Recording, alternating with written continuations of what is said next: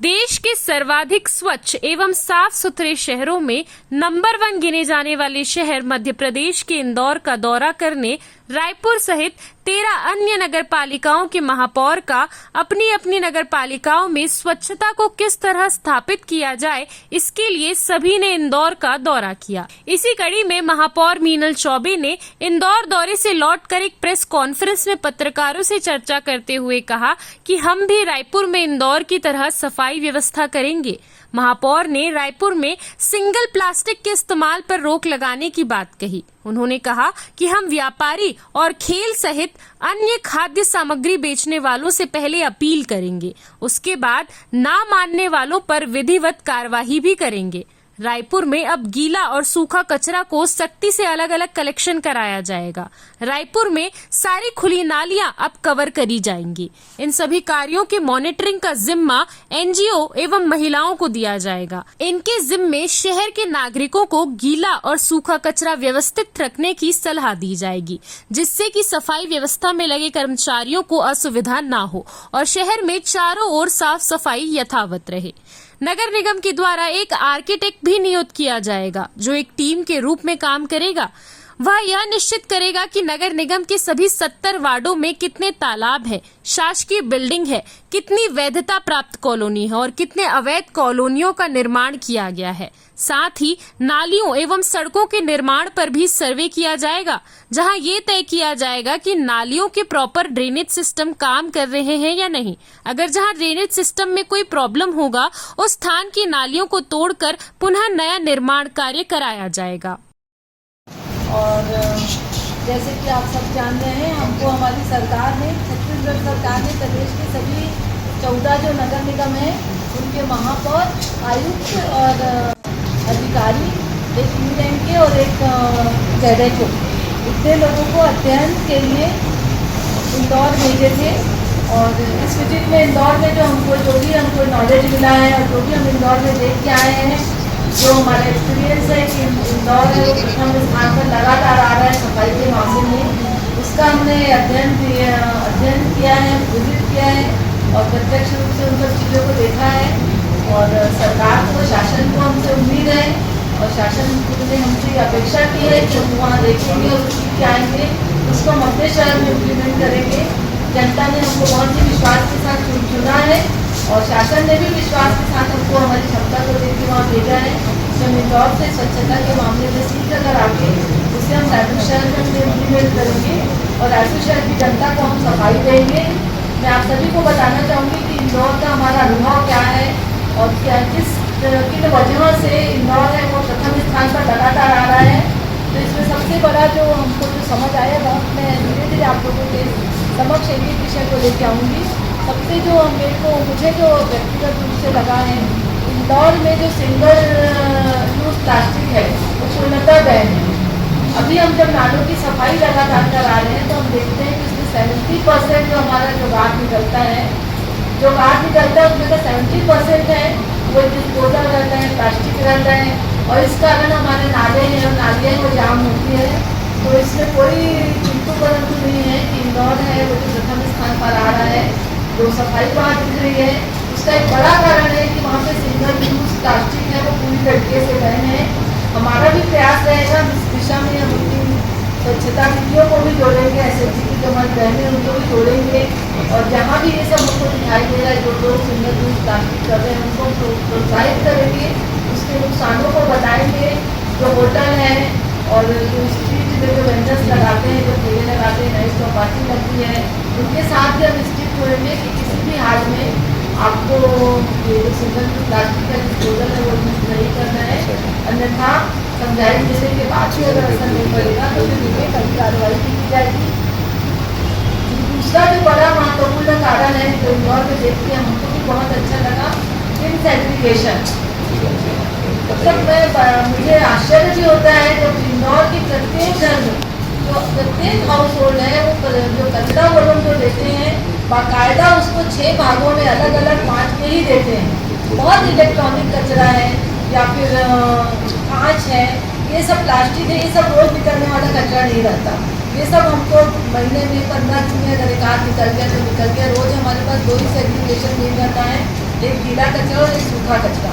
इंदौर की जो जनता है वो कड़ाई से इसका पालन करती है और इंदौर में जो डोर टू डोर कलेक्शन करके जो कचरा लेने जाते हैं, बाकायदा उस गाड़ी में एक ड्राइवर रहता है, एक कचरा लेने वाला रहता है। दो के अलावा जो हमारे रायपुर शहर से अलग है वो है एक NGO का एक मेंबर रहता है। उसमें जो जनता को, जो पब्लिक को समझाता है, समझाइश देता है और जागरूक करता है कि आप इस कचरे को हमको सेग्रीगेट करके दो, मतलब गीला कचरा और सूखा कचरा अलग अलग दो। एक भी सिंगल, मेरे पास वीडियो भी है, हम जो घरों में गए हैं वहाँ पे मैं लोगों से बातें भी की कि आप लोग मतलब रोज इसमें आप लोग बोले कि यहाँ इसमें कोई किंतु परंतु नहीं है, हम अलग अलग ही कचरा देते हैं और ये हमारे हैबिट में शामिल हो गया है। अगर बाई द वे अगर हम कभी जल्दी से एक साथ कचरा दे देते हैं तो वो कचरा है, वो जो डोर टू डोर कलेक्शन वाला है, वो छोड़ के चले जाते हैं। और वो छोड़ के चले जाते हैं, इसका क्या नुकसान है? हमारे यहाँ छोड़ के जाएंगे तो बाजू में नाली उसमें डाल दिया जाएगा, क्योंकि हमारे पास ऑप्शन है हमारे शहर में। मगर इंदौर में एक भी खुली नाली नहीं है, सारा कवर्ड है। तो अगर हमारे यहाँ से अगर डोर टू डोर कलेक्शन वाला कचरा नहीं ले जा रहा है तो वो कचरा या तो मैं अपने सामने घर पे फेंकूंगी या बाजू वाले घर में फेंकूंगी, तो बाजू वाला तो तुरंत ऑब्जेक्शन देगा, तो हम फेंक ही नहीं सकते उसको। इसलिए जनता की भी ये मजबूरी हो जाती है कि वो सेग्रीगेट करके ही कचरा दे, ताकि जो कलेक्शन वाला आया है वो उस कचरे को ले जाए। ये सब बातें मैं आप लोगों को इसलिए बता रही हूँ क्योंकि हम आगे इसी चरण में आगे बढ़ेंगे। हमारे शहर में भी हमारा भी प्रयास रहेगा कि हम भी पब्लिक को NGO के माध्यम से अवेयर करें कि भाई आप गीला कचरा और सूखा कचरा अलग अलग देंगे तो उसमें हमको निष्पादन में हमको आसानी होगी। जो हमारे यहाँ रामकी काम कर रही है, जो वहाँ पे जो गाड़ी कचरा कलेक्शन के लिए आती है, बाकायदा उसमें 6-20 अलग अलग खंड बने रहते हैं, जो गीला कचरा को अलग रखता है, सूखा कचरा को अलग रखता है। हम रामकी से भी उम्मीद करेंगे, आज अब आने के बाद हम रामकी के साथ भी हमारी बड़ी मीटिंग होगी, उसमें हम इस विषय में आएंगे कि रामकी अपने कामों के प्रति कितना गंभीर है। अगर वो गंभीर नहीं होगा तो उसको भी समझाइश दी जाएगी। प्रोसेसिंग कर उसका रिसाइकल कर यूज़ करते हैं, तो इससे हमको कहीं पे ऐसे फटे हो जाए जैसे हमको रायपुर शहर से अचानक खतरने दिखती है, इंदौर में ऐसा हमको कभी नहीं दिखता। कवर्ड नाली में आपको जैसे पूर्व में चर्चा की, इंदौर में सारी नालियाँ कवर्ड है, कहीं पे भी आपको एक भी ऐसी खुली नाली, चाहे वो गली हो चाहे वो मुख्य मार्ग हो, कहीं पे भी एक भी जगह हम ध्यान से देख रहे थे कि कहीं तो हमको खुली नाली दिखेगी। तो खुली नाली नहीं होने से एक तो मच्छर भी नहीं रहता और दूसरा कचरा भी कोई कहाँ डालेगा। हमारी नाली रहता है तो नाली में कचरा डाल देते हैं। हालांकि हमको इसमें एक ड्रॉबैक फील हुआ, जब बारिश का जल आता है तो फिर वो हमारे यहाँ तो नाली और नालों से निकलता है पानी, मगर उसके यहाँ पहले तो वो भरेगा, भले उसके बाद धीरे से निकलता है। और संयोग से ऐसा हुआ कि हम वहाँ पे रहे 3 दिन, तो उसमें एक दिन अच्छी बारिश भी हुई तो रोड में पानी तो भर रहा था, क्योंकि सारी नालियाँ उनकी कवर थी। पर कवर्ड नाली से स्वच्छता का बहुत ज़्यादा संबंध है। अगर नालियाँ कवर रहेगी तो नाली में कचरा नहीं जाएगा, अगर नाली में कचरा नहीं जाएगा तो कहीं पे हमको जो चौक होता है, नाली में कचरे के कारण जो चौक हो जाता है, वो वाली स्थिति हमारे सामने उत्पन्न नहीं होगी। RR केंद्र जो इंदौर में बहुत ही अच्छे से RR केंद्र जो हमारे यहाँ हम लोग सामुदायिक भवन में रख दिए, जैसे जो अपने लोगों के जो जरूरत के जो कपड़े भी रहते हैं वो लोग वहाँ रखते हैं, उनको नीली लोग आके ले जाते हैं। इंदौर में ये बहुत ही सिस्टमेटिक किया जा रहा है। रायपुर में भी अब हम ये प्रयास करेंगे कि प्रत्येक जोन में कम से कम एक RR सेंटर हो जाए और उसको हम एक NGO की बहन को या एक हमारी किसी भी बहन को देंगे, वो उसका रखरखाव करने की चलाएगी। तो जब बहनें कोई भी काम करती है तो वो सिस्टमेटिक हो जाता है, उसका हमको परिणाम भी मिलेगा, फायदा भी मिलेगा और एक सिस्टमेटिक शहर रायपुर कहलाएगा। तो हमारे प्रयास रहेगा कि हम प्रत्येक जोन में एक RR केंद्र भी खोलें। RR केंद्र क्या थोड़ा क्लासीफाई करेंगे? RR केंद्र ये है जो हमारी जो उपयोग की चीज़ें नहीं हैं उसको वो लोग ला के एक सेंटर बनाते हैं, उसमें ला के रखते हैं, उसमें चाहे वो कपड़े भी हो सकते हैं, चाहे वो चप्पल भी हो सकते हैं। उसी RR केंद्र में डिस्पोजल को हटाने के लिए स्टील के बर्तन है, बर्तन बैंक का कॉन्सेप्ट हमारे यहाँ पहले था पर जो स्थिति में नजर नहीं आ रहा है। उसी सेंटर में एक बहन उसका देखरेख कर रही थी और उसमें सारी चीज़ें सिस्टमेटिक जमी थी। अगर आप कहीं पे भी कपड़ा फेंकोगे तो वो कोई भी आएगा उसको वैसे ही उठा के ले जाता है, मगर वो बहनें अगर उस चीज़ को ऑपरेट करती तो बाकायदा वो तह करके कपड़े रखती थी, बाकायदा तह करके जूते थे। और जब कोई अच्छा सा लेने वाला मिलता है तो देने वाला भी जागरूक होता है कि हमारी जो यूजलेस चीज़ें हैं वो कहीं सही जगह पे उपयोग हो जाएगी।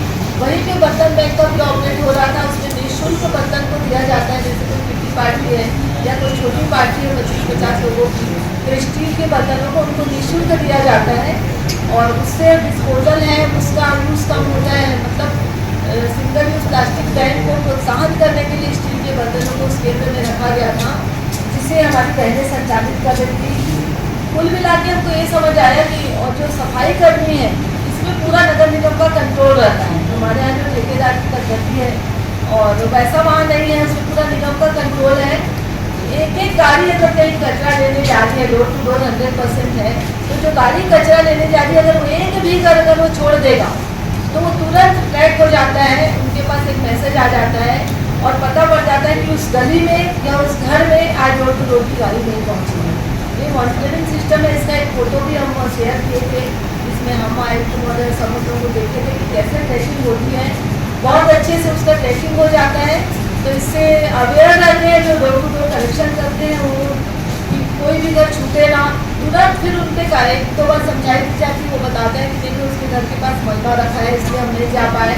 अगर वो अच्छा रीज़न बता दिया तो ठीक है, नहीं तो फिर तुरंत टर्मिनेट करके। इसीलिए सफाई अच्छी है क्योंकि उनकी मॉनिटरिंग अच्छी हो रही है। हमारा वहाँ से सीख के आए हैं, उसके बाद हमारा प्रयास ये रहेगा, हमारे यहाँ जो रामकी कंपनी काम कर रही है उसकी उनकी गाड़ियाँ चल रही है डोर टू डोर कलेक्शन के लिए, मगर उनकी गाड़ियों की मॉनिटरिंग कोई नहीं कर रहा है। कहीं ना कहीं रामकी की गाड़ी है, कहीं पे कचरा, हमारे पास कई बार कंप्लेन जाता है कि आज हमारे घर कचरा वाला नहीं आया, हमारा 2 दिन से नहीं आया है। हम अब वहाँ इंदौर से आने के बाद हम कम से कम 20 लोगों की ऐसी टीम लगाएंगे जो रामकी कंपनी की गाड़ियाँ हैं वो समय पे सब जगह पहुँच रही है कि नहीं, किसी घर को छोड़ रही है कि नहीं, इसकी वो मॉनिटरिंग है। CCN शार्क न्यूज के लिए ब्यूरो रिपोर्ट।